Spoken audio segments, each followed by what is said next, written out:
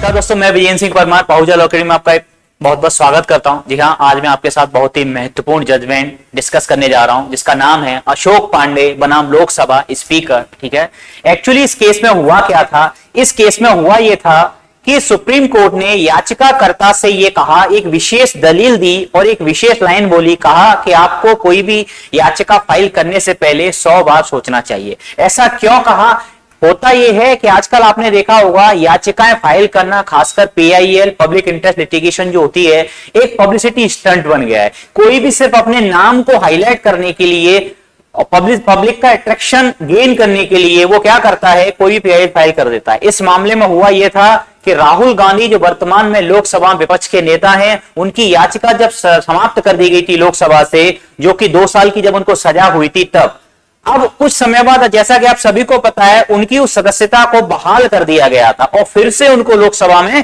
प्रवेश मिल गया था। ठीक है, तो इसी रिगार्डिंग माननीय जो अशोक पांडे जी हैं, लखनऊ के एडवोकेट हैं, इन्होंने एक याचिका फाइल की और उन्होंने उस रिस्टोरेशन को, उस प्रत्यास्थापन को क्या किया, चैलेंज किया कि क्यों आपने जो है राहुल गांधी की जो सदस्यता थी उसको पुनः स्थापित कर दिया। तब ऐसे मामले में सुप्रीम कोर्ट ने यह कहा कि इसमें आपका कोई हित नहीं है, आपका कोई व्यक्तिगत हित नहीं है और ना ही इसमें कोई पब्लिक इंटरेस्ट इन्वॉल्व है। तब ये याचिका आपने सिर्फ पब्लिक आप कह सकते हो स्टंट के तौर पर आपने इस तरीके से की थी, इसीलिए इस याचिका में को खारिज किया ही, साथ ही साथ इस पर जो है इन एडवोकेट पर जो है सुप्रीम कोर्ट ने कॉस्ट भी इंपोज कर दी। तो इस केस में उस कॉस्ट को वैकेट कराने के लिए, उस ऑर्डर को शून्य कराने के लिए, उसको निरस्त कराने के लिए ये याचिका फाइल की थी, जिसमें कि सुप्रीम कोर्ट ने याचिकाकर्ता को